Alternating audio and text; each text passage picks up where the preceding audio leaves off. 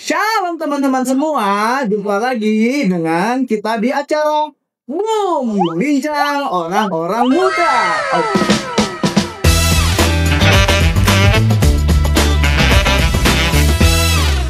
Oke, pada malam hari ini kita dikasih kesempatan di acara yang sangat fenomenal pada saat ini. Oke, sebelum itu kita boleh berkenalan dulu dengan host yang sangat pawat. Sebelumnya kita sudah berjumpa dengan host yang cantik, host yang ganteng, dan pada malam hari ini kita jumpa dengan host yang sangat fenomenal. Perkenalkan dulu, ada istilah tak kenal maka tak sayang. Oke, perkenalkan nama kakak akan disilai. Oke, pada malam hari ini kita akan membahas sebuah tema yang dimana mencari jati diri di tengah gempuran dunia. Nah, seperti yang kita ketahui, jati diri itu yang dinamakan dengan identitas.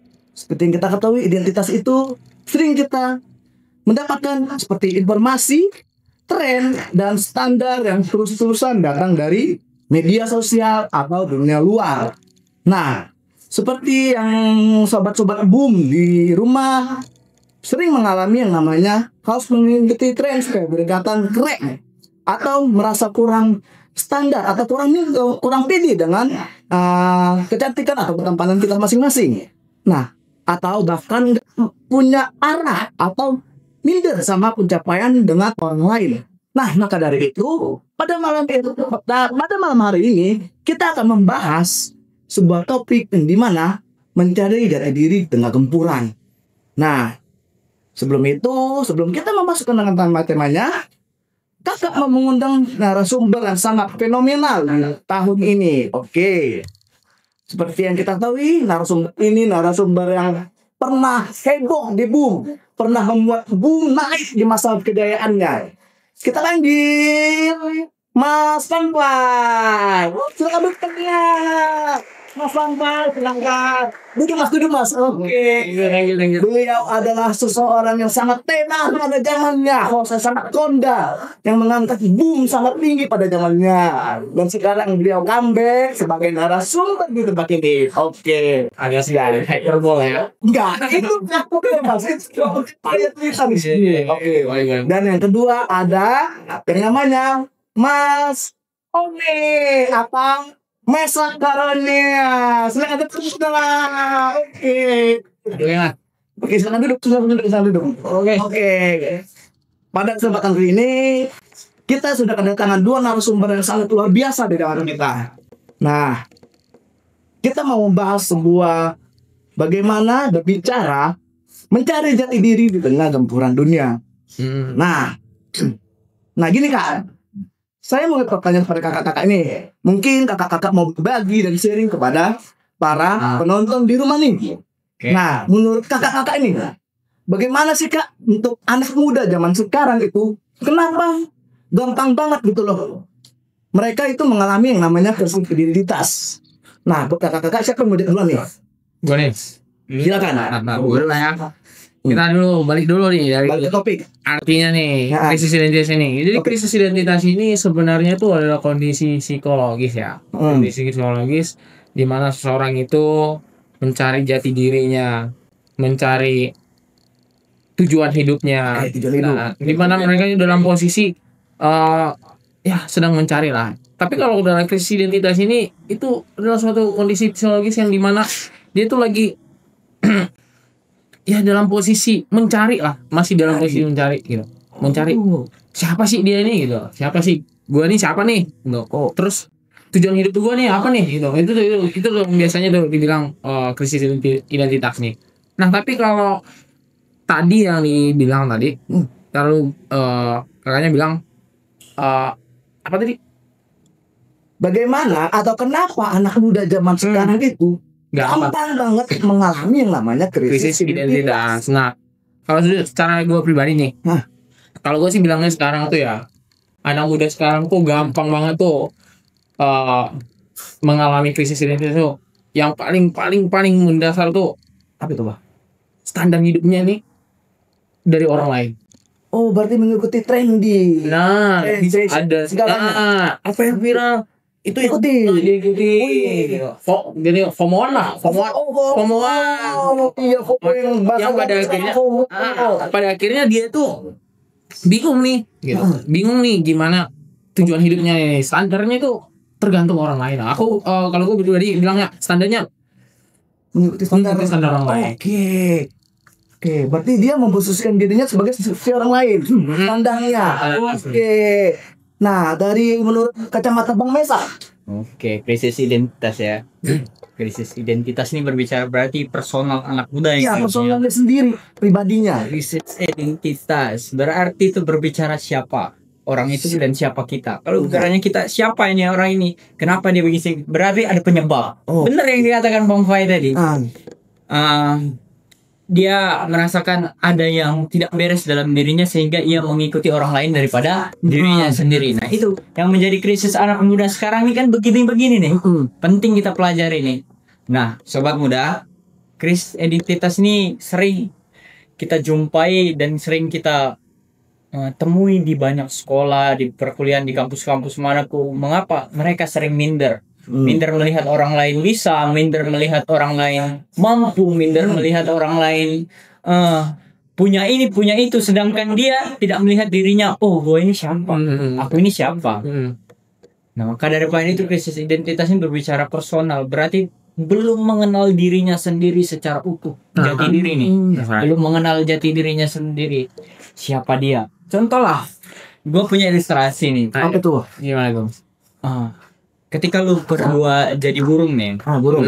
jadi burung nih. Ketika lu berdua jadi burung, ketika bebas.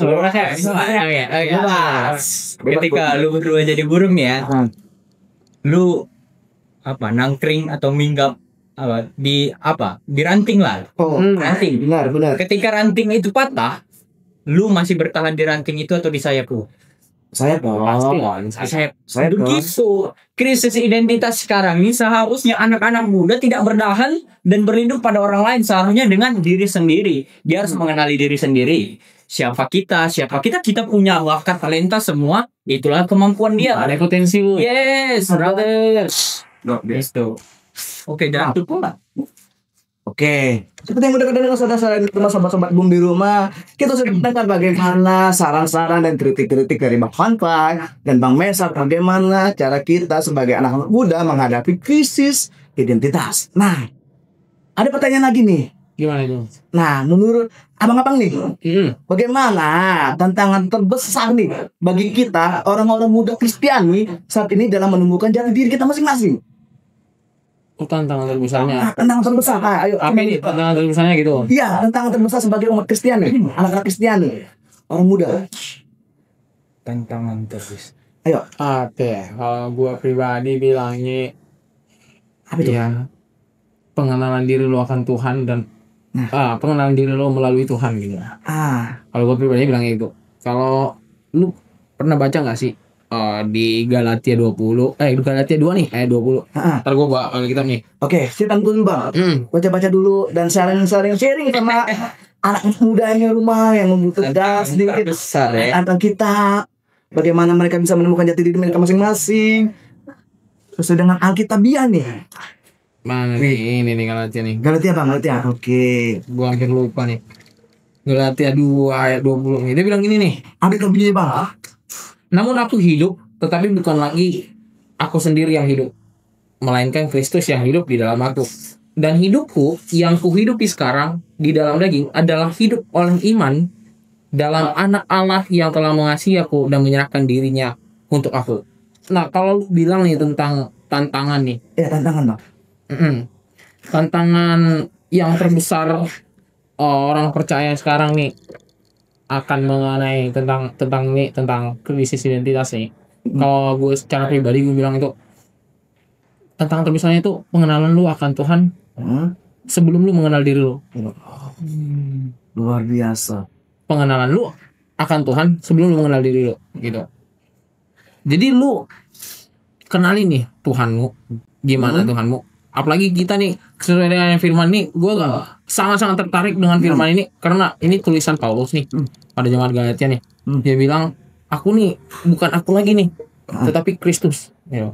aku telah hidup dalam Kristus gitu. Nah, ada yang menarik dari kata di sini tuh dalam ini. Kalau dalam bahasa Yunani itu gua gak lupa nih. Cuman artinya tuh dalam banget nih. Hidup bersama. Oke. Hidup bersama. Artinya ada penyatuan nih. Ada maksudnya bersatu dengan Allah. Hidup bersama dengan Allah nih. Artinya bergabung lah. Kalau bilangnya kayak itu ibarat fusion ya. Jadi Fusion bergabung, atau bercampur. Benar. Ya. lu hidup lu ini ya udah bergabung nih buat Allah nih. Nah, semakin lu mengenal Allah, semakin menurut gue ya, semakin lu mengenal Allah, semakin lu mengenal diri lu. Semakin lu mengenal Allah, semakin lu mengenal diri lu. Kenapa gue bilang itu semakin lu mengenal Allah, semakin lu kenapa gue bilang gitu? Karena yang bantu lu untuk mengenal diri lu sendiri itu ya Allah. Selain diri lu yang punya yang menentukan hidup lu kan Allah nih. Yang menentukan hidup lu ini kan Tuhan nih. Ya semakin lu kenali Tuhan lu, semakin lu kenali bahwa tujuan hidup lu gitu. Semakin terlihat bahwa gambaran tujuan hidup lu yang Tuhan sediakannya gitu. Jadi intinya itu kita harus menerima dulu nantinya pengenalan Tuhan. Pengharapan akan Tuhan dan percaya akan Tuhan ya Bang. Menurut Bang Mesak nih. Menurut kacamata Bang Mesak. Tadi Bro Fai dari Statement Paulus. Ini tantangan terbesar bagi umat Kristen, anak muda Kristen. Orang muda Kristiani dalam menemukan jati diri. Dalam menemukan jati diri. Gua melihat kacamata dari PL.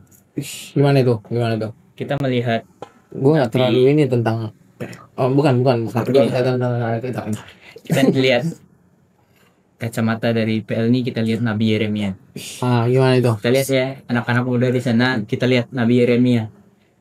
Pada saat itu bangsa Yehuda itu dalam gempuran besar, di mana krisis yang terutama, bangsa Yehuda ini memiliki pemimpinan yang kacau, dan di mana masyarakat di sana pada waktu itu memiliki porak-poranda, kekacauan, penyembahan berhala dan sebagainya macamnya, ada etika, ketidakmoralan yang tidak baik, semua mengalami krisis di bangsa Yehuda pada saat itu. Nah, apa yang Tuhan utus bagi bangsa itu?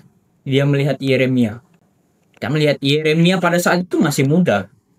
Tuhan suruh nih, yang muda ini benerin bangsa Yehuda yang kacau balau ini, dari pemimpin dari kacau dan masyarakat kacau semua nih. Apa yang terjadi sama Yeremia? Takut dia, bro. Dia takut. Dia merasa tidak mampu. Nah, ini yang terjadi, krisis identitas.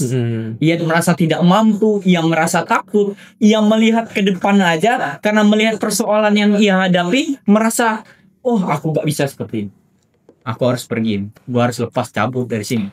Gak mampu gua. Itu yang terjadi, krisis identitas. Gitu juga anak muda sekarang. Melihat harapan ke depan, melihat cita-cita ke depan, melihat melihat harapan orang tua bagi anak-anaknya ingin, tetapi kemampuan dari anaknya sendiri kurang. Aku gak mampu. Tapi padahal ini nih, anak-anak Kristen ini kurang dekat, benar sama Bro Pai tadi katakan, kurang mengenali Tuhan. Apa saya katakan? Kita lihat konteks Nabi Yeremia ini kan, dia udah dikenal Tuhan dari sebelum kandungan. Dia mengenal Tuhan dari sebelum di bayi rahim ibunya, sehingga dia dilahirkan. Pada saat itu dalam krisis yang terjadi di bangsa Yehuda itu, ia pakai Tuhan dari anak muda ini. Tapi apa? Dia tidak mau. Dia pernah menolak hal itu. Tapi apa? Ia kembali mengingat. Ia mau mengenal Tuhan. Siapa Tuhan? Siapa yang utus? Kita pahami. Kalau Tuhan sudah utus, dia yang urus. Kalau Yeremia sudah dari anak muda ini tidak mampu, tetapi di belakangnya background pendampingnya bodyguardnya Tuhan. Jangan takut. Ini anak muda-muda sekarang nih. Kalau gue sih bilangnya bukan bodyguard lagi, kodamnya. Pengawal. Bukan yang halal lagi nih. Bukan yang aktifnya lagi nih. Kalau kodam lu udah semua kodam lu semua Tuhan, ngapain lu takut anjir? Siapa diri lu, kenali diri lu, mampu. Tadi gua bilang ilustrasi, pakai diri lu sendiri, jangan pakai orang lain, karena lu punya Tuhan yang luar biasa dalam kehidupan itu. Paling basic sebenarnya ya, kalau melihat itu paling basic. Kalau mas basicnya tuh, lu ini siapa sih gitu. Lu lihat nih, lu ini siapa nih? Gue udah ciptaan nih gitu. siapa gue yang ciptain gue nih? Ya Tuhan. Ya artinya kan lu mengenal pencipta dulu lah. Iya. Pencipta dulu baru nanti pastilah dibukakan gambaran-gambaran tujuan. Semakin mengenal Tuhan menurut gua semakin terlihat gambaran tujuan hidup lu gitu lah. Oke, bentar nih kopi boleh diminum. Gas abang Gua apa? udah minum dari tadi. Jangan Oke, thank you ya. gas, minum. Nah, apakah mungkin ada dari abang-abang masukan, nasihat dan segala macam untuk anak-anak Lukman Bos? Enough lah untuk bertanya itu enough lah. Enough. Oke. Next question ya abang-abang. Kita masuk ke dalam yang lebih mendalam pertanyaannya. Gimana itu? Oke, dalam konteks gempuran dunia nih. Saya pengen nanya buat abang-abang. Apa sih sebenarnya peran komunitas gereja atau persekutuan orang muda untuk membantu anak muda yang ada di rumah ini? Bagaimana cara peran gereja, komunitas gereja atau persekutuan orang muda? Iya. Biar mereka bisa menemukan jati diri mereka sendiri. Oke. Peran gereja ya. Tugas berarti ini peran gereja nih yang ada di dalam itu pelayan-pelayannya yang nih gitu. Yang lebih mendalam itu setelah topik. Agar mengajak anak muda ini mengenal siapa dia. Dari lu Pak. Ya kalau gua sih bilangnya ya peran komunitas gereja yang gereja ini milik kepalanya ini apa sih? Siapa sih? Menurut kepala gereja ini siapa sih? Tuhan. Iya, kepala gereja ya harus Kristus ya. Kristus ya pasti. Nah, kalau memang kepalanya ini adalah Kristus, artinya sentralnya itu adalah Kristus. Ya kalau memang demikian, yang namanya gereja, komunitas gereja itu yang harus sentralnya itu adalah Kristus. Artinya dalam membantu ini ya kita fokuskan ke pengenalan dalam Kristus. Bagus tuh. Kan gua bilang tadi balik lagi kayak yang gua bilang kalau tantangan terbesarnya itu adalah lu gagal, lu kalau bukan gagal sih, kalau gagal tuh benar-benar nggak bisa pakai lagi deh, itu udah gagal. Tapi ini lebih salah memahami, nah gitulah, salah memahami Allah lu. Tantangan terbesar itu salah memahami Allah lu, dan lu nggak tahu cara kerja Allah lu nggak kenal Allah lu gitu. Makanya balik lagi, ketika seseorang itu mengalami krisis identitas, ya peran gereja yang terbesar itu ya lu balik lagi, bangunkan lagi nih untuk pengenalan orang nih akan Kristus gitu. Ya. Itu ibarat kata nilai rohani ya Pak ya. Oke. Tapi juga di situ juga kita sebagai gereja nih peran tugas pelayan-pelayan Tuhan mengajak anak-anak muda itu datang. Iya. Jadi itu ibarat katanya kita sebagai Tuhan harus lebih aktif ya Bang untuk mengajak mereka. Bukan aktif, hyper. Oh kita harus hyper ya kan. Untuk mengajak mereka, apalagi kan kita tahu nih anak-anak remaja, tunas muda ya kan, sebelum ibadah mereka nongkrong dulu di luar ya kan, smoking, sekuat, nyantai dulu di WC ya kan, belum ada bel baru mereka masuk nih, jalan-jalan ke ibadah, yang kita tahu lah. Oke, next nih Pak.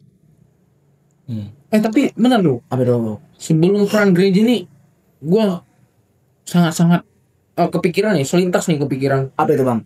Gue kepikiran kalau krisis identitas itu bisa juga disebabkan karena tekanan dari orang tua. Nah, Gue bilang tekanan dari orang tua kenapa? Karena orang tua pengennya seperti ini, pengen anaknya yang seperti ini gitu loh. Lu harus jadi tentara nih, lu harus jadi polisi nih, benar. lu harus jadi pendeta nih, lu harus jadi ini. Sementara anaknya ini Nggak mampu. Potensinya bukan di situ. Iya, kapasitasnya bukan di situ. Kapasitasnya bukan di situ. Nah itu terkadang yang buat seorang anak itu merasa ini tujuan hidup gua nanti gimana nih gitu loh. Sementara potensi gua bukan di sini.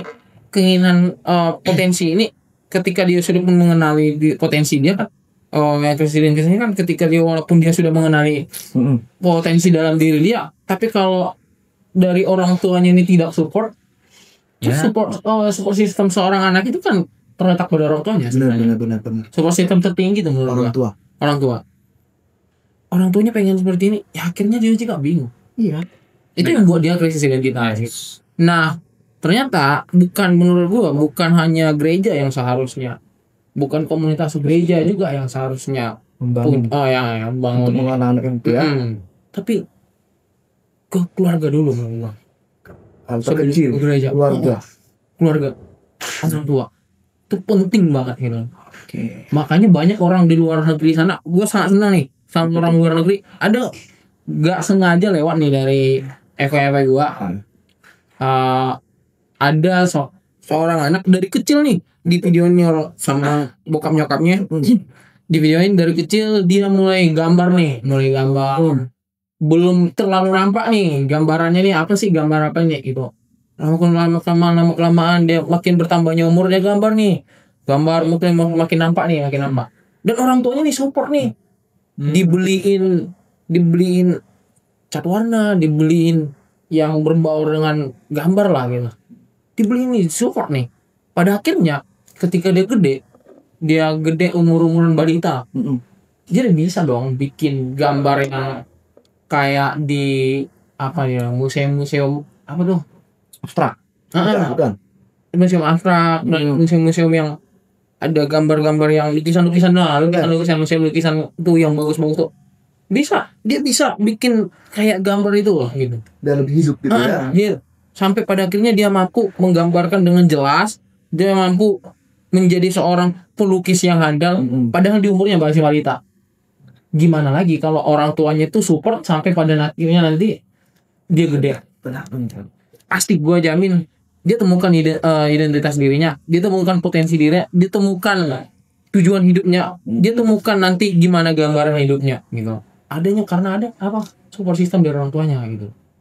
Dan juga pasti orang tua ini juga, kita juga orang tua juga harus dong pengenalan terhadap Allah itu pasti dong, wajib. Orang tua harus membangun pengenalan akan Kristus itu lebih terbangun lagi dalam hidup seorang anak itu gitu, untuk menuju identitasnya nantinya di masa depan gitu. Oke Bang, kita masuk ke next question nih. Seperti yang kita tahu Bang, kita tahu anak remaja sekarang ini mereka itu terkadang ya, nggak tahu yang lagi menonton sekarang, mereka ini ibadah itu hanya main game, main HP. Enggak, mereka ini ibadah hanya melalui terkadang disuruh orang tua aja. Atau terkadang dia ada sesuatu pasangannya disuruh pasangan buat ibadah. Keras nih, ada kerasnya. Ada keras. Hanya dia juga ikut ibadah nih. Nah, kita tahu abang-abang. Nah, pertanyaan saya nomor satu sih. Nah, bagaimana cara buat remaja atau anak-anak muda yang di luar sana menemukan tujuan hidup yang sejalan dengan panggilan Kristus, bukan hanya tentang mengikuti ambisi atau ekspektasi dunia. Kita tahu, seperti yang kita jelaskan tadi Abang, dia hanya ibadah disuruh orang tua, atau hanya ibadah untuk ada trustnya nih di dalam satu persekutuannya dia nih, baru dia mau ikut ibadah. Selebihnya dia nggak ikut ibadah, dia malas-malasan di ibadah, hanya main game, hanya bertemu teman-teman yang ngobrol, nggak pernah mengikuti ibadah itu atau kategori ibadah. Nah, kalau tuh abang-abang nih kasih saran atau masukan nih buat anak-anak muda yang lagi nonton saat ini nih, gimana sih Bang caranya? Ayo coba buat abang-abang yang mau ngasih kesenangan duluan, Sarah ya. Tentu kembali kita ke peran gereja tadi. Penentu ya di peran gereja, kepala tadi. Peran gereja, tugas seorang pelayan, tugas seorang pembina sebagai anak-anak muda yang diayomi di situ. Jadi caranya biar anak-anak mudanya mengenal bukan hanya datang ke gereja sebagai formalitas nih. Yang pertama dalam hal pengajaran terlebih dulu. Penting dalam pengajaran, pengenalan akan Tuhan itu sangat penting. Tentunya dalam pengajaran ini yang menekankan terlebih dahulu siapa Tuhan dan siapa kita. Setelah kita menekankan itu, kembali menekankan kepada anak-anak muda ini tentang hubungan tuh. Tentu ketika hubungan kita sama Tuhan secara vertikal sudah baik, pastinya secara horizontal pasti sama. Makanya anak-anak muda sekarang nih perlu pengajaran yang lebih dalam pengenalan akan Kristus. Makanya ada statement mengatakan kenali Tuhan lebih dalam hingga dunia tak menarik lagi bagi anak muda. Kenali Tuhan lebih dulu, baru dunia tak menarik. Makanya anak-anak muda sekarang ini perlu hal-hal pengajaran yang baik. Kedua, tugas gereja pelayan Tuhan kembali ke perannya yaitu melihat konteks keluarga juga. Keluarga anak itu gimana? keluarga anak itu latar belakangnya gimana. Ada nih anak-anak yang broken home, ada anak-anak yang tidak didukung orang tuanya, ada anak-anak yang didukung tapi semena-mena. Benar itu. Nah, berarti kan kita melihat tugas orang lain, melihat konteks anak juga nih. Anak ini hidupnya gimana, anak ini sekolahnya gimana, pergaulannya gimana. Tentu dalam pelayanan, tentu tugas pelayan gereja ini, pastoral ini tugas gereja ini dalam setiap pelayanannya ada yang namanya pastoral. Nah, briefing. Kita datangi anak itu, kita melihat, kita cerita sama anak itu, kita harus temui secara individu pribadi. Nggak bisa langsung dalam pengajaran saja sini mungkin hanya didengar, tapi kalau kita datangi lebih secara pribadi, wow, impactnya lebih dapat. Ada pengajaran pastoral bagi mereka tuh untuk mengenal Tuhan dan siapa dirinya itu lebih dalam. Itu cara dan tugas gereja. Yang ketiga, tugas gereja juga bukan hanya mengajak mereka, tetapi lebih dalamnya lagi mengingatkan terus, mengajak mereka terlibat dalam pelayanan. Biar mereka itu terbiasa banget dengan namanya pelayanan. Biar mereka nggak grogi, mereka nggak kaku gitu dalam tujuan pelayanan. Mengajak mereka dalam pelayanan itu bukan hanya formalitas aja, tetapi ya datang untuk berkomitmen, bersekutu dalam doa. Benar. Maka krisis identitas bagi anak-anak muda ini tentang siapa dirinya. Aku anak latar belakang gini, aku anak latar belakangnya begini. Itu mereka akan sadar, oh ini aku. Walaupun orang tuaku, walaupun mereka tak mendukung aku, tapi aku memiliki Tuhan yang luar biasa, punya Bapa yang lebih baik. Tapi lu pada tahu nggak sih? Ada teori dari seorang, kalau nggak salah namanya tuh Erikson nih. Dia bilang gini, krisis identitas itu adalah hal yang normal dalam perkembangan kehidupan remaja. Itu hal yang normal. Menurut gua sih bilangnya di rata-rata juga emang remajanya pada nyatanya juga ketika dia remaja tuh ada krisis identitas. Gue pribadi gue pernah krisis identitas, pernah ngalamin. Kenapa? Yang pertama karena itu ya pasti karena gue belum kenal nih Tuhan gue nih. Dan krisis identitas gue ini bukan lagi tentang ntar pekerjaan gue apa ya gitu. Bukan itu lagi. Yang lebih spesifik lagi nih, siapa sih Tuhan gua gitu. Nah, tuh gua pribadi gua pernah cobain nih semua agama. Kalau gua bilangnya cobain, maaf kata nih, sholat gua cobain nih, sholat.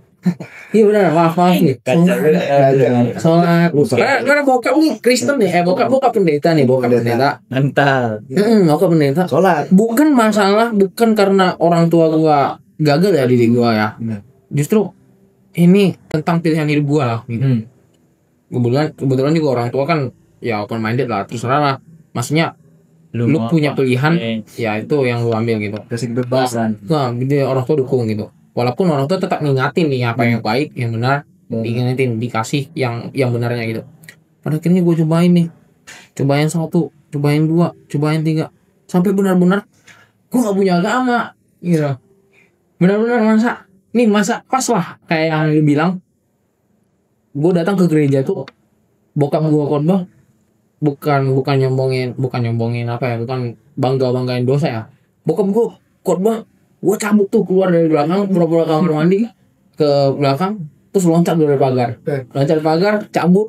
Gua contoh ya. Nah, ini jangan disclaimer, jangan dicontoh. Ini ada masalah nih ya. Disclaimer. Kurang ajar ya, Nas. Nah, gue pergi nih tempat tongkrongan, gue main.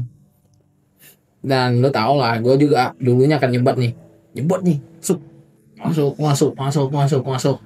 Begitu selesai nih, balik lagi ke rumah, orang tua tanya, tadi lu kemana? Pas gue ngomong, tadi lu kemana gitu. Gue bilang, gue kamar mandi kebelet, sakit perut, ya gue kasih alasan lah. Dan pada akhirnya memang tujuan ibadah itu nggak tahu apa boleh gitu. Nggak ada. Lu kan karena bokap lu pendeta, lu formalitas aja. Iya, jadi formalitas. Nggak mau gue harus datang nih ke gereja karena gue pendeta gitu. Ada formalitas. Nah pada akhirnya gue sadarin nih. Sekarang gue sadarin nih. Ternyata menurut gue ya, gak ada yang kebetulan di dunia, bos. Semua itu ada rancangan Tuhan. Kenapa gue bilang gitu? Gua masuk. Gue datang pun ke gereja itu, itu adalah cara Tuhan untuk mengenalkan dirinya. Menurut gue ya, bagi gue ya, itu adalah cara Tuhan untuk memberi jalan untuk pengenalan akan dirinya gitu. Justru Tuhan buka jalan nih. Satu dua tiga firman bisa lah. Apa yang nggak sengaja didengar begitu cocok nih gitu. Masuk nih kalau tak gua nih firman nih gitu loh. Ya kan lumayan bos gitu. Jadi gak ada yang kebetulan. Lu datang pun ke gereja dengan kondisi lu yang memang hanya formalitas kah? Tapi ketika Tuhan memang ingin berbicara pada lu, ya pasti ada yang mau masuk nanti dalam diri lu, ada firman yang masuk, ya itu bisa merubah hidup lu lah gitu. Gue secara pribadi juga ya gitu, karena gue dari yang formalitas nih lama kelamaan nih, ini firman Tuhan kena nih sama gue nih gitu. Lama kelamaan yang bokap gue bilang nih kena nih sama gue, lama kelamaan akhirnya gue cari berkelana masuklah ke sini, masuklah gue ke sekolah nih. Dari berkelananya nih dari ujung ke ujung agama pindah-pindah agama gitu, maksudnya kayak benar-benar nggak percaya sama agama yang lain, nggak agama apapun gitu. Pas masuk ke sini, gue di sini tuh awal datang sini tuh gue masih cari tahu bos, siapa nih Tuhan gue ya. Masuk pada akhirnya semakin gue mengenal, ternyata semakin gue dalami, Mempertanyakan Tuhan, semakin gue dalami, akhirnya gue juga bisa mengenal Tuhan gue gitu loh. Justru dari situ, dari makanya Tuhan, kalau orang bilang, kalau saya pribadi bilang, Tuhan itu bisa memakai hal yang buruk untuk pengenalan akan dia gitu. Bisa juga Tuhan memakai suatu hal yang buruk terjadi dalam hidup lu untuk mengenal dia gitu. Nah pada akhirnya gitu juga, gue juga merasa gitu. Akhirnya sampai di titik ini, akhirnya gue kenal nih siapa Tuhan gue, siapa ini gue, pengenalan gue lebih kepada Tuhan gue lebih nampak gitu. Mantap Gitu. Walaupun caranya tadi udah dibilang Mas Meso ya, kalau pertanyaan lu tadi kan udah dijawab Bang Meso nih gitu. Ada tambahan dari Bang Meso? Oke, berarti saya simpulkan dari Bropa ini, dari mencari krisis identitas ini, pembelajaran yang dia ambil yang terbaik yaitu pengalaman. Benar. Experience. Pembelajaran terbaik adalah pengalaman.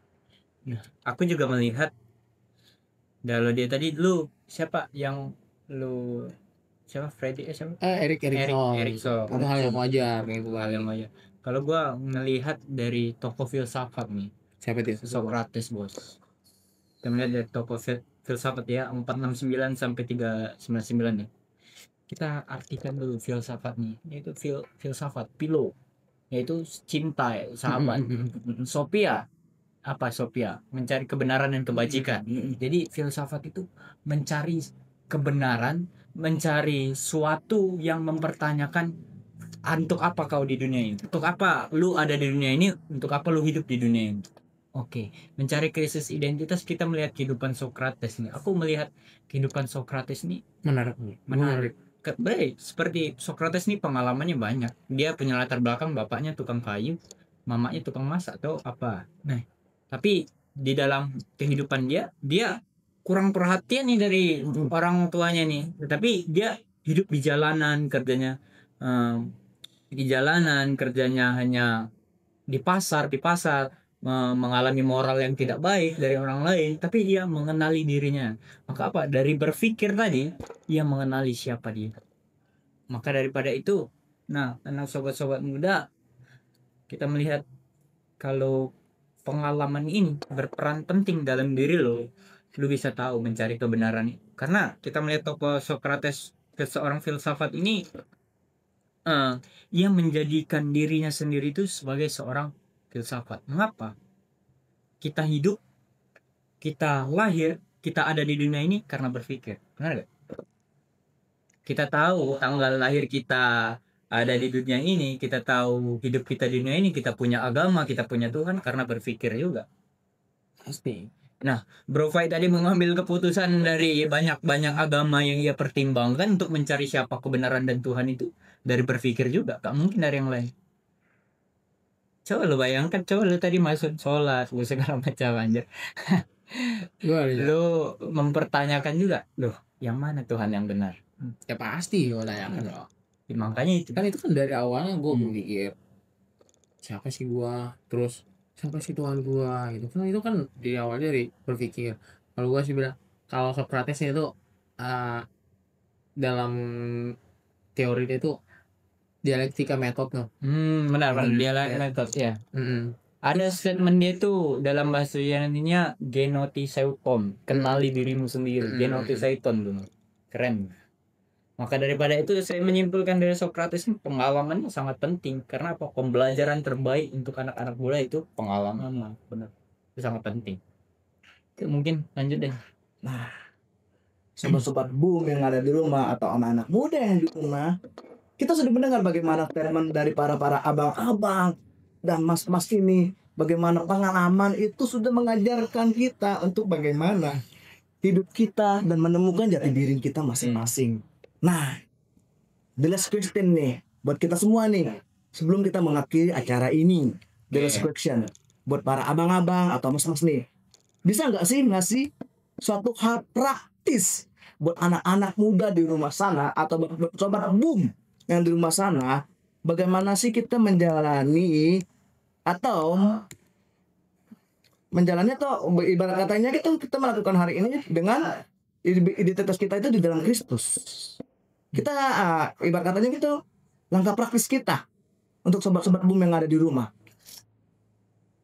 Atau kita kasih nasihat, wejangan atau motivasi lah buat sobat-sobat boom di rumah sana.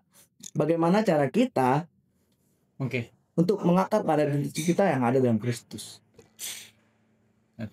Dalam Kristus. Ada nih. Kalau gua sih pribadi bilangnya gini. Lu terbanglah setinggi mungkin. Asal jangan lu lewati batas. Batasnya kalau gua bilangnya batasnya itu adalah Kristus.